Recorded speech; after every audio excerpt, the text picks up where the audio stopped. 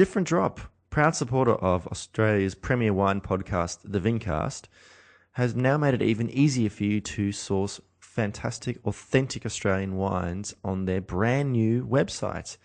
It's even easier to find the information you may need. They've got a fantastic layout, but one of the great things is they've made it even easier for you to get in contact with them, particularly with their live chat function. So if you're online and you're looking for a particular producer or a particular style of wine or a particular grape variety, all you need to do is click on the pop-up, ask them a question, and no doubt one of the guys will get back to you as soon as possible to help find that perfect wine for you. So a great way to go about it is to go to differentdrop.com/intrepidwino, and that's where you're going to find some sort of special packs that are designed for listeners of the Vincast. And when you're at purchase, make sure you're putting in the special code intrepidwino, and the guys at Different Drop will very generously give you a 10% discount. And make sure that you are spending over $150 to get free freight anywhere in Australia. So thank you very much, Different Drop, for your support of this podcast, and particularly the support of fantastic wine producers, many of whom have been on this very podcast.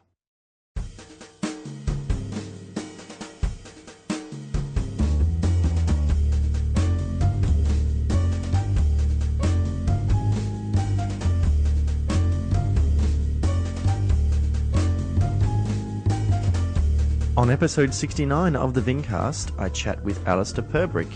Alister is the owner and CEO of one of Australia's most historic and iconic wine producers, Tahbilk, which is located in the Ngambia region of Victoria. We chat about Old Marsan, Old Vines Shiraz, and we also talk about Australia's first families of wine.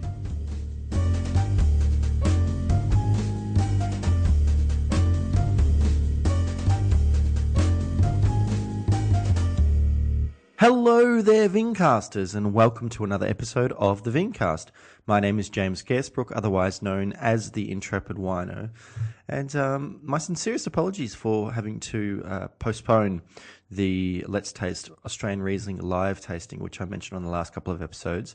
Unfortunately, due to some scheduling conflicts and time being a bit short in the lead up to me leaving for Italy at the end of this week, unfortunately, I was not able to get it together, and which is a shame. I was looking forward to it, but I can assure you that I'll be rescheduling that as soon as humanly possible, because I've got 6 fantastic Australian Rieslings provided by a Different Drop, which I am very, very keen to look at with a guest. So I keep your eyes peeled on social medias for when that gets rescheduled. But yeah, and look, as I just mentioned, I will be over in Italy for 3 weeks. It's partly a work thing, but also it's a bit of a holiday.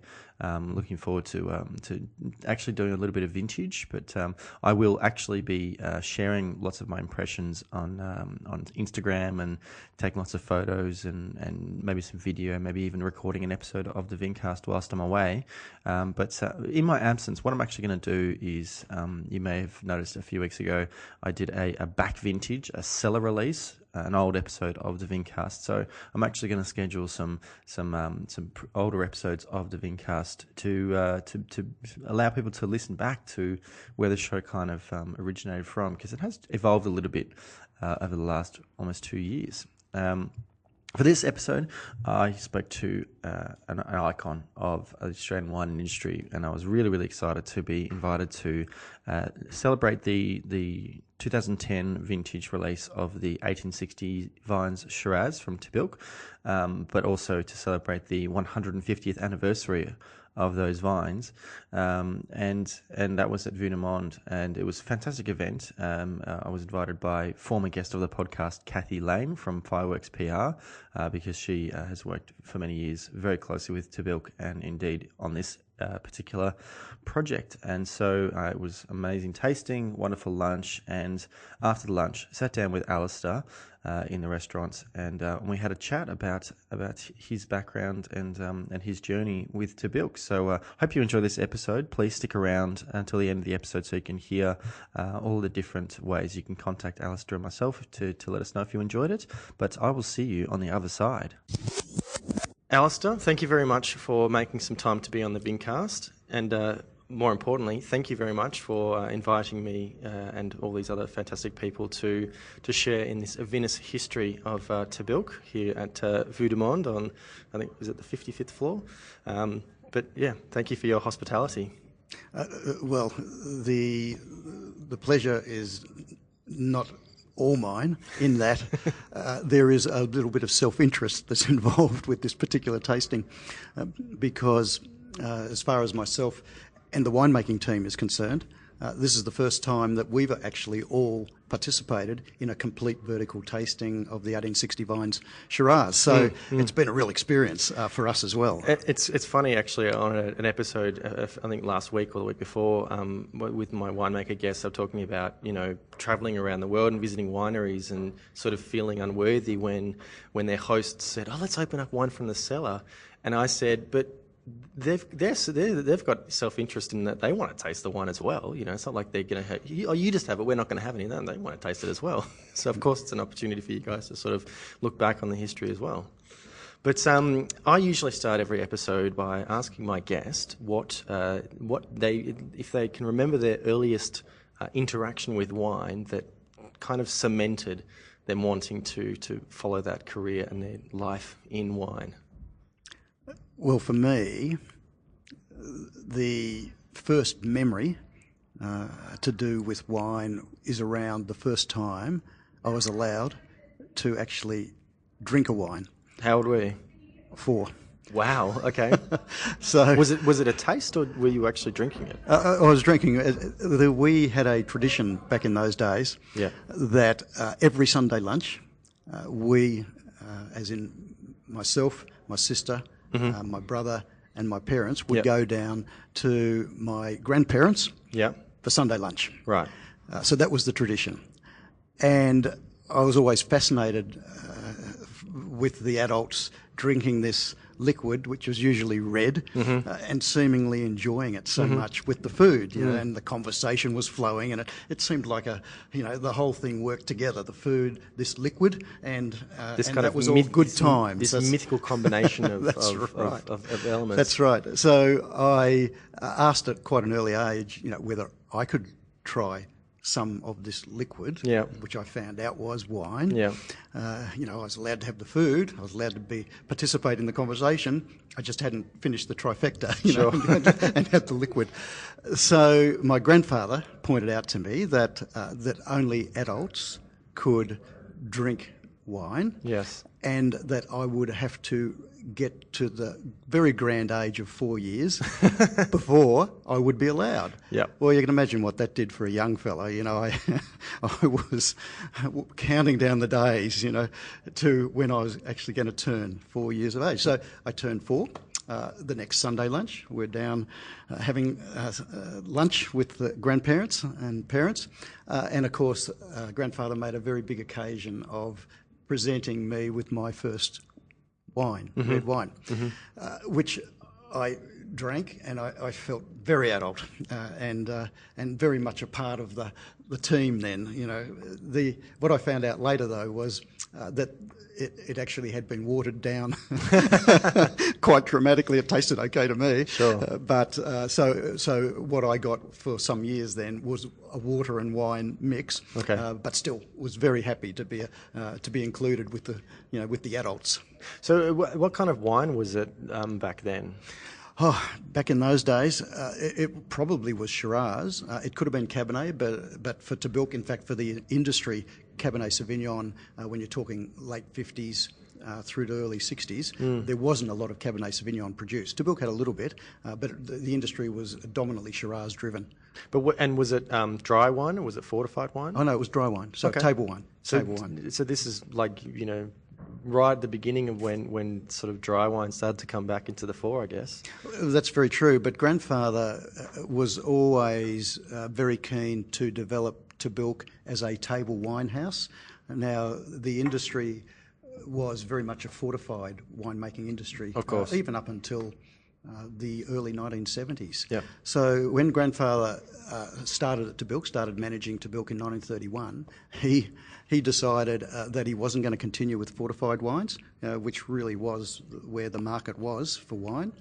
And not only did he decide he was going to concentrate on table wine, which was almost unheard of back in those days, but he decided to label some of them varietally. Now we all take varietal labelling as well. What's the big deal? Everything's varietal labelling. But in Australia, even up until the mid 1970s, there was a lot of generic terms used, such as claret, Burgundy. Just today, we were looking at going back to 1979, the first vintage of the 1860s Vines Shiraz, and it still had claret on it. And I was like, oh yeah, I forgot about that. Yeah, exactly right. Because I started working in the wine industry in 2004, and by then they were long gone. Although they still referred to it as sparkling Burgundy or champagne. I don't know if you'll completely get rid of that. But what was his influence as far as wanting to make dry table wine?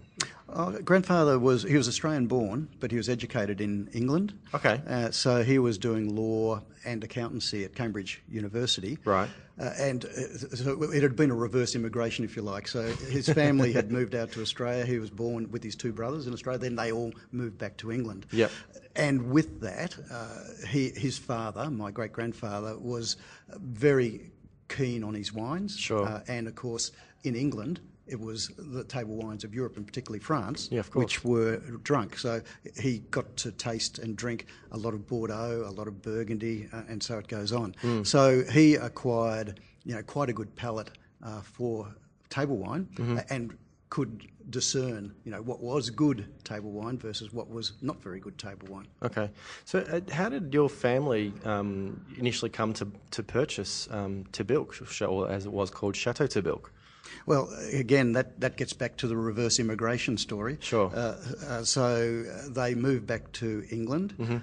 My great-grandfather, who ultimately purchased Tahbilk, decided to get into politics. So he ended up, would you believe, a member of the House of Commons, an Australian-born member of the House of Commons. I don't know how many people... Is that possible? I didn't know that was possible. It certainly was back in those days. Okay.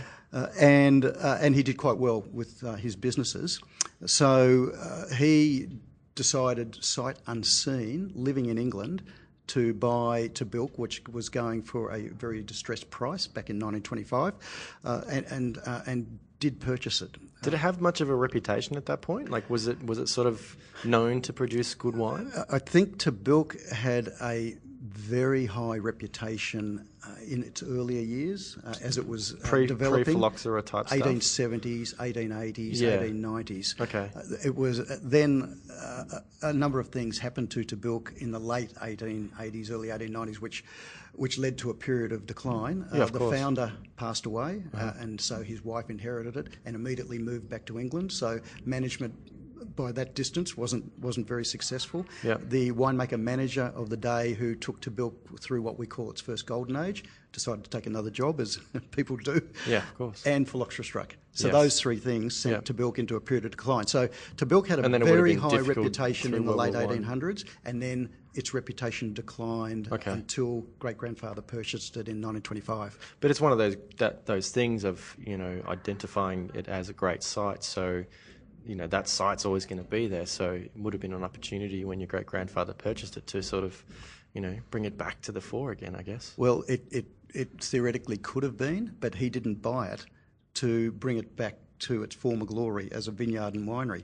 He actually bought it to break it up into dairy blocks. Oh. And for those people that have visited Tahbilk, you would know we've got a lot of water around the property. Yes. And so it was ideal for dairy blocks, for irrigating blocks, Sure. and so on. So he actually saw it as an investment strategy that he was going to make a killing on in Australia. Right.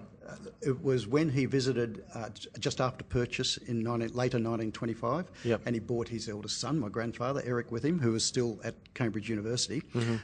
Grandfather actually fell in love with the property, Right. and then for the rest of his time until he graduated in 1929, he spent convincing his father that he shouldn't break the property up into dairy lots, that actually it had a future as a winery. Of course. Ultimately, he obviously won that argument and then returned in 1931 with my grandmother and my father, who was 1 years of age, to then start the restoration process for the winery.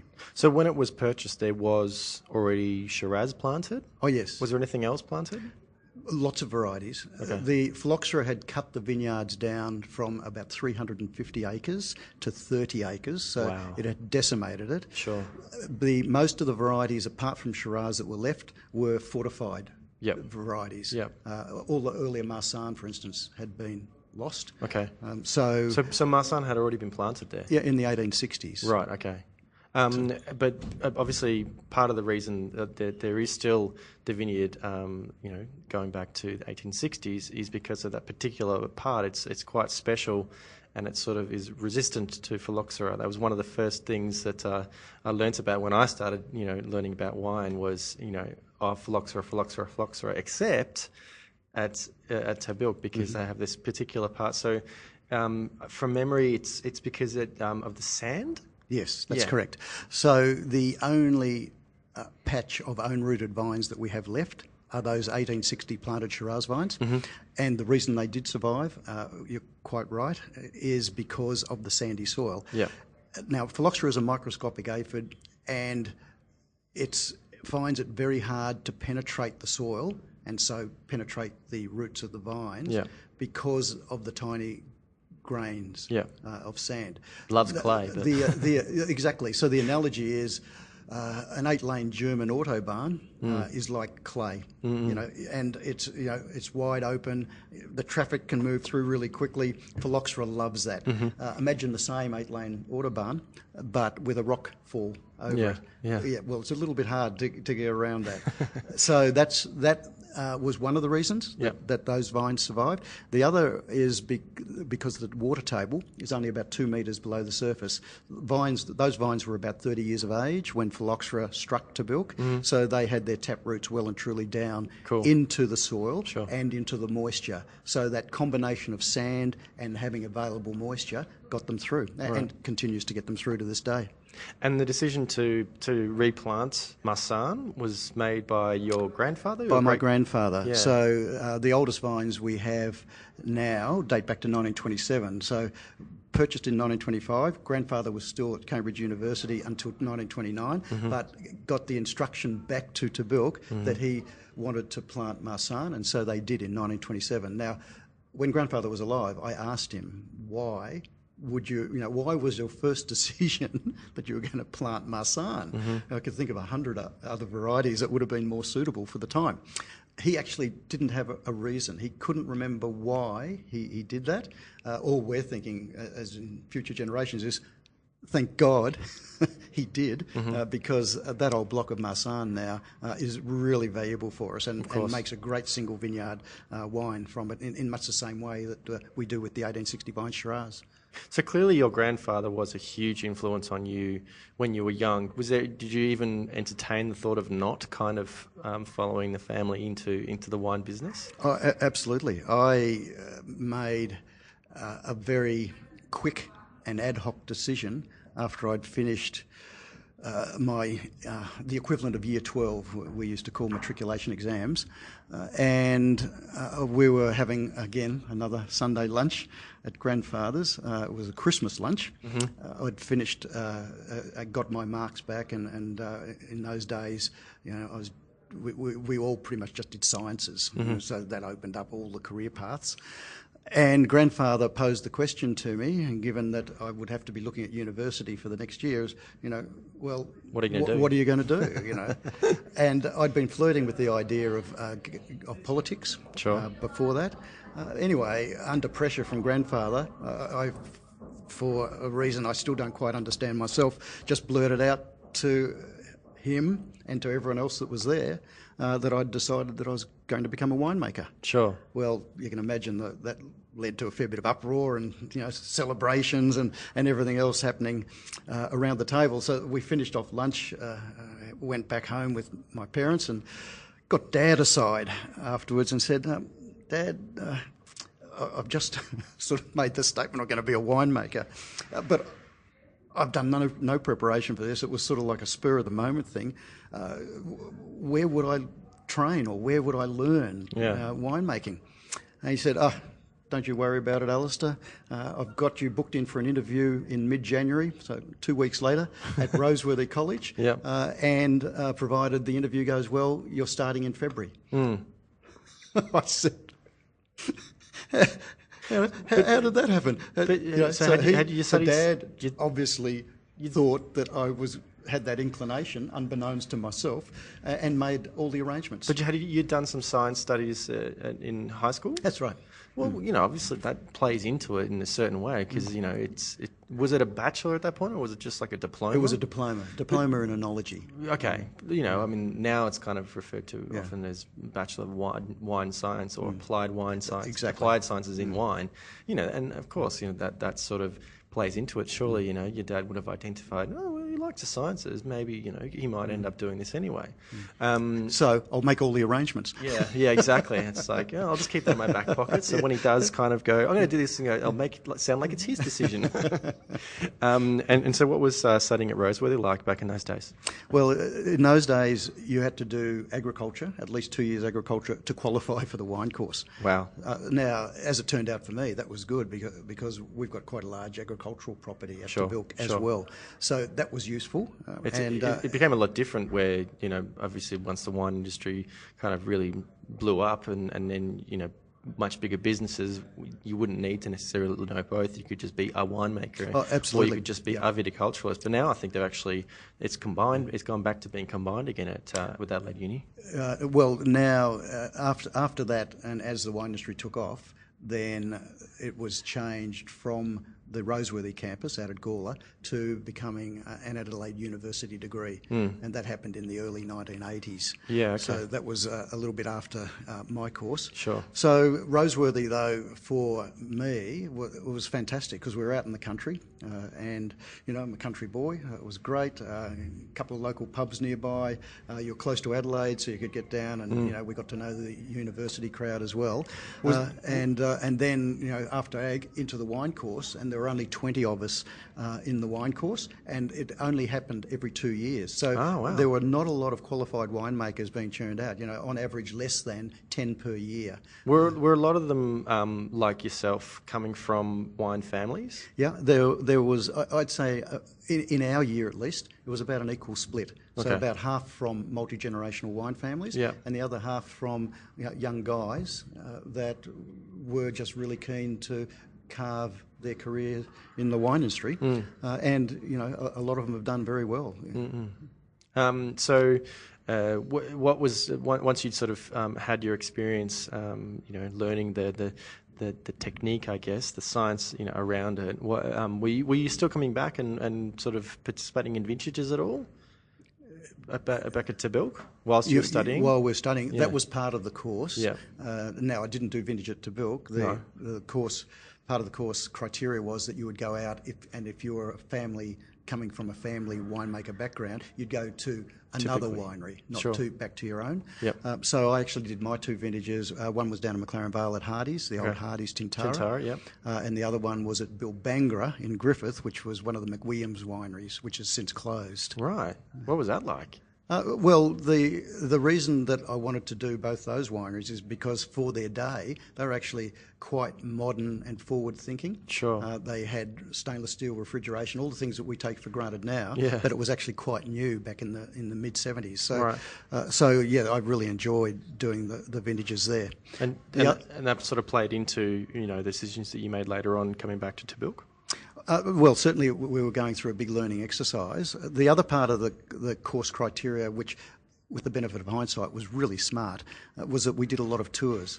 So we would do a visit to the Hunter Valley, we would do a visit to the Barossa Valley, we'd visit McLaren Vale, we'd visit Victorian wineries. So it allowed us to sort of see some of the very new winery businesses that were being built back in those days, like a young Rosemount, Sure. a young Rothbury, up in the Hunter. Yep. Mitchelton across from Tahbilk, Yep. in early 70s was an unbelievable tourism extravaganza. So we saw that, as well as linking up with some of the older family winemakers who were doing wine styles very traditionally, including the fortified wines from Rutherglen. So when you finished, and did you come straight back to Tahbilk?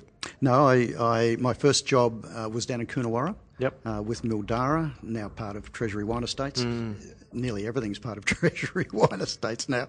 That was then owned by the Hazelgrove family, and they had never appointed a winemaker in Coonawarra. So I was actually the first non-family. They never had an appointed winemaker. They used to send a winemaker down from head office at Merbein. Oh, in right, Mildura. okay. Yep. So I got that appointment, and that was great to get 2 vintages in Coonawarra.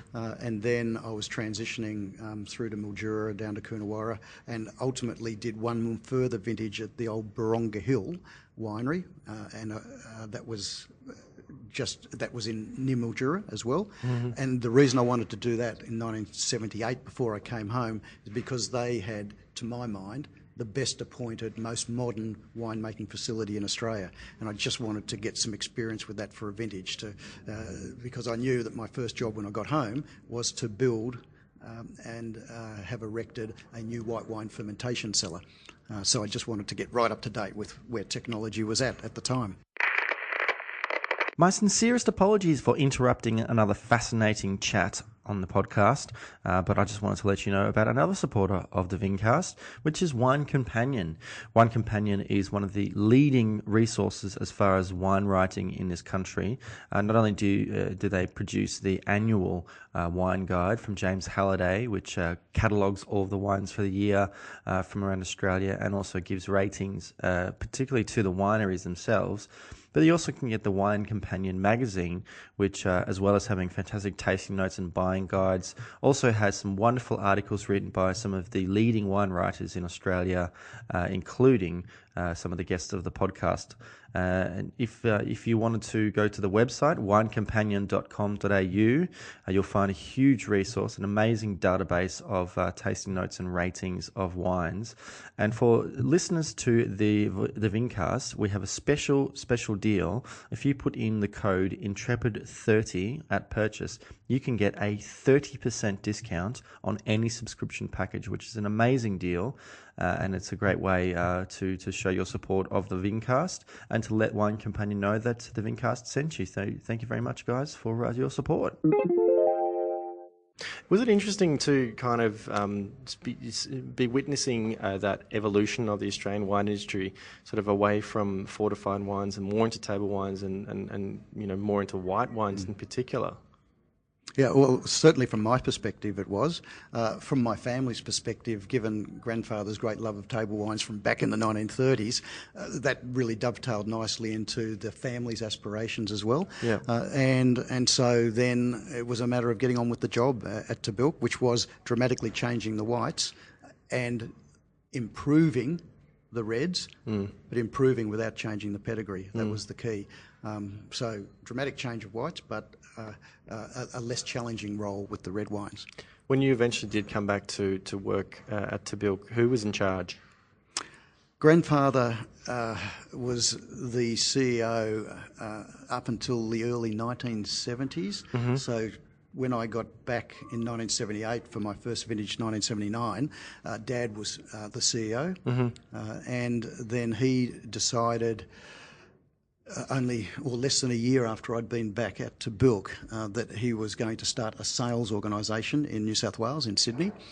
So then he transitioned the mantle or general manager to me in 1980 at the then ripe old age of 25. So that was really interesting because Dad did move to Sydney, did start what became a very successful sales organisation for us, and so that led me to have to rely on grandfather a lot, although he was technically retired. Yeah. Not so much around winemaking, but more around business management and just life experience. Sure. So I became, in the end, very close to grandfather.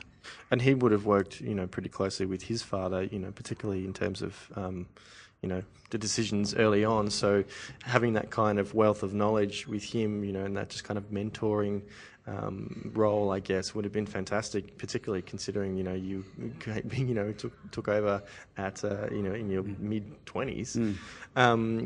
What sort of change did you start to make, at Tahbilk, not just in the winery, in the vineyards, as far as, how to talk about the wines to the consumers? I'm assuming, you know, the market for wine in the 80s changed significantly, you know. It changed more significantly in the 90s. It was changing in the 80s. Yeah. The job I had to do initially at Tahbilk was more around trying to get some financial stability back into the operation. What I inherited in 1978, 1979 was a cellar full of red wine that really wasn't of a quality and not good enough to put under the Tahbilk label. And that was because Mother Nature had been particularly unkind for a number of years. We had a number of wet years, and the viticultural technology that we had available back in those days was pretty primitive compared to what we have available now. Yeah. So there was a lot of disease, which meant the wines were picked quite green, and so they were light and insipid and flavourless, and so on. So that was a big ask, as well as building the new white wine fermentation cellar and dramatically lifting and changing the quality of the white wine. So that sort of took me my first decade in the role, just by the late 80s, early 90s, just to get things back on an even keel where we were profitable. We got rid of all of those poor wine surpluses, and we were starting to be more consistent with both our white and our red wines from a quality perspective, and we were getting a little bit more respect in the marketplace because of that. How does one get rid of reserves of wine like that? Just sales? You probably, as you do nowadays, really, you make up labels and you sell it at a very low price point. In our case, we gave it a little bit of a Tahbilk imprimatur because otherwise no one would buy it, and that was we were able to clear those stocks out. Did that affect the brand in any way, or was it? No, because it wasn't a Tahbilk proprietary branded label. It was a made-up label, but with just a little bit of Tahbilk imprimatur on it. Which kind of does happen now, like with, obviously more recently there's been a surplus, an oversupply of wine, and so wineries have, been doing deals with certain retailing businesses, and they kind of advertise, and they don't say where it's necessarily from. They say, oh, it's a Shiraz from McLaren Vale, and, James Halliday gave it 95 points, but we've got it for $15 kind of thing. So it's good to know that's been going a long time. Similar principle, similar philosophy. What was the main market? Were you mostly only selling wine in Australia at that point, back in the 80s? Yes. Grandfather had set up some export markets in the 1950s, but it was very small volumes. Our dominant market was our home state of Victoria. Dad, as I said earlier, had done a really good job of establishing a successful sales operation in New South Wales and Sydney. So they were our two main states, and we were very small back in those days, but that was essentially where the dominant sales occurred. I seem to remember one of the things that I think that the two things that people said to me that was so wonderful about Tahbilk, firstly was the 1860s Shiraz, ungrafted, pre-phylloxera. The other thing was about the Marsanne, was that at one point it was Queen Elizabeth's white wine of choice. Am I remembering that correctly? Yeah, that is correct. What's the story there? So Queen Elizabeth was coronated in 1953. Yeah. And so she decided to have a Heads of Commonwealth luncheon immediately after her coronation. So within that context, given it was the heads of the Commonwealth, whoever it was that was advising her suggested that really European wines shouldn't be used, but we should use Commonwealth wines. And it was recommended that a Hunter Valley Shiraz and a Tahbilk Marsanne should be the wines. Duly happened, and that was the beginning of her knowledge of and drinking of colonial wine, Australian wine. But the good news for us was she actually really did enjoy the Marsanne because it was light and fresh style. So, because she was a hip young, well, she was. That's right. She was young. Over the 60s yet.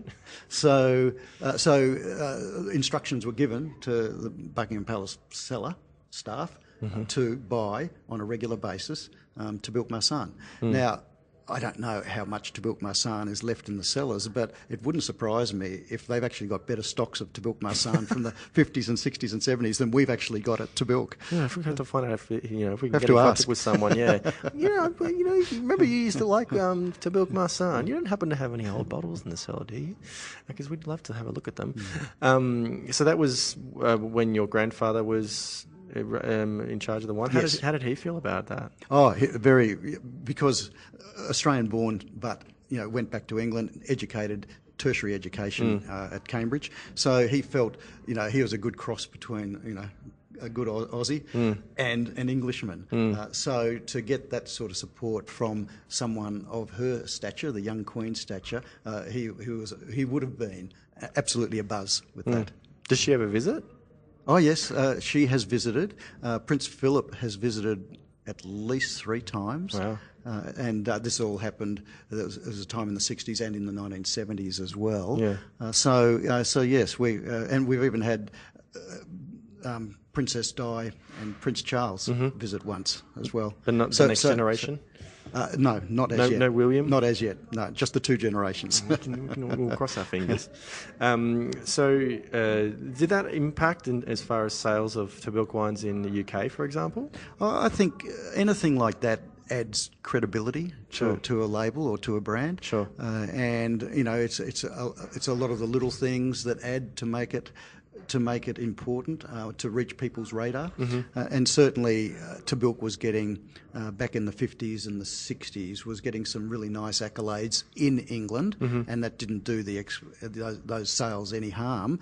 But as I say, it was still, even with those sales occurring, it was still a relatively small part of the total sales compared to New South Wales and Victoria. Now today we've obviously had a fantastic retrospective on the 1860s Shiraz, going back to the first vintage and your first vintage, 1979 officially, and it was a great opportunity to sort of look at the aging potential for Australian Shiraz, of provenance, but again, one of the things that one of the first things that I was taught about Tahbilk was the aging potential for Marsan. Now, a lot of people will talk about aging potential for Riesling in Australia, but probably a lot of people don't think of Marsan as a particularly, or Hunter Semillon, of course. But what is it so special about the Tahbilk Marsan that means it can age so well? Because when it's young, it's, as you said, lovely and light and fresh and crisp. How does it evolve, and how does it kind of pick up those characteristics with age? Well, it's a similar principle to what happens with Riesling from some regions, and you mentioned Hunter Semillon, particularly Hunter Semillon. If you're picking the white fruit a little bit earlier, so you've got higher natural acidity, so it is a nice, fresh, young wine. Yeah. But because of that higher acidity, it's actually got the backbone then to continue to develop in the bottle. And so it goes from that fresh fruit style to, in the case of Marsan, it develops toast and honeysuckle flavours. Yeah. Now, older Rieslings develop the toasty flavours, as does older Semillon. Yeah. So there is that commonality. So they're the 3 white varieties, as long as they're only stainless steel fermented, out of Australia, from some regions, that you can bank on, will cellar and cellar well. So putting it into barrel, you think, has too much of an oxidative impact in that can affect the aging potential of the wine? Yes, absolutely.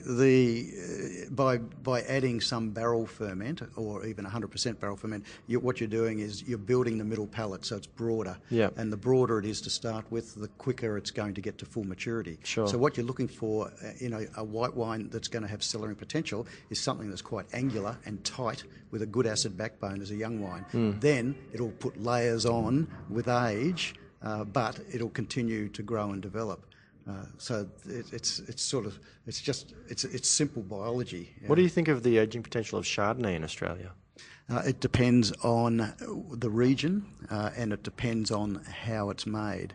So the Chardonnays that do have some aging potential are generally the very cool climate Chardonnays. Yep. So they'll be high altitude or Tasmanian. And if you look at the analysis, you'll find that they've got really good acid backbones, notwithstanding that they have been barrel fermented, but the acid backbone is going to hold them together. Now, perhaps not for as long as some of the Riesling, Semillons and Marsanne can age for, but at least you'll get some medium-term aging out of those wines.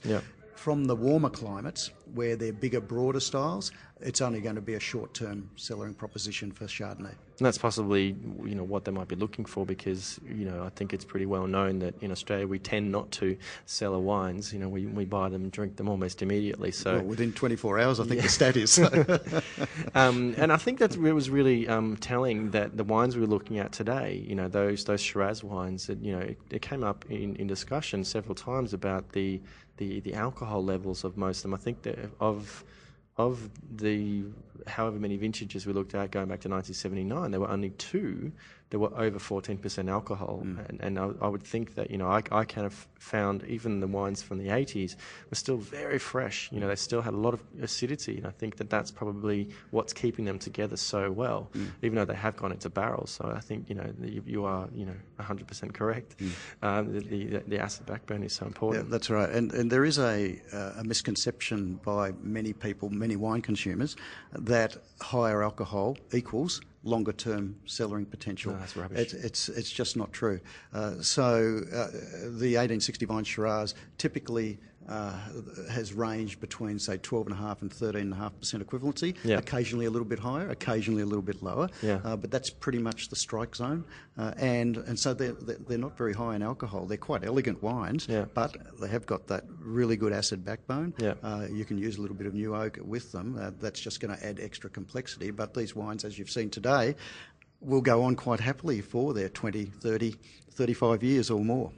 So you, of course, you took over from your father when you became CEO, and then you had been mentored, and you continued to be mentored by your grandfather. At some point, you're going to be in a position where you're sort of passing on the business to your children.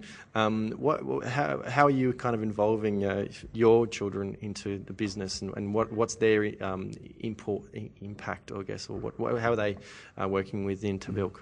Well, I also have a brother and a sister, and they have children as well. So I've got a wider pool than just my 2 children. I've got a son and a daughter. Oh, wonderful. But at this moment, it is only my daughter Hayley who is working full-time with the business. She's been with us now for 5 years. She's taken a couple of short stints away on maternity leave, so she's presented 2 grandsons in the interim, and she is our environmental warrior and has been looking after all of the environmental work that we've been doing on the estate. So to answer the question around the transfer of information and mentoring, certainly Hayley and I are very close. We talk a lot, we work well together, and I think it's the dynamic of male and female as well. It makes it a really interesting and different relationship. So that's sort of number one. I'm hoping that we'll have other of the next gens in time who'll come back. My sister has her youngest daughter is into marketing and events management. And she's very interested, once she's got experience outside of the company, to come back. So I'm hoping that that'll happen over the next 2 or 3 years, and then we'll wait and see what else unfolds with the rest. Now, you mentioned next gen, and I think a big part of the Australia's First Families of Wine kind of group is that kind of next gen, and they're all quite collaborative. In fact, I've had a couple of those members on the podcast before. And you, I think, were one of the founding members of the AFFW. Tell me, what was the kind of the idea behind starting that association?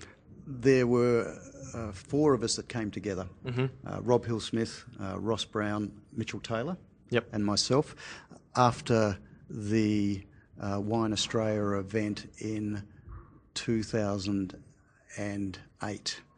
And we decided to get together after the event just to have a talk about some concerns that we all had around the negative publicity that Australia, or brand Australia, was generating overseas, which was becoming quite significant.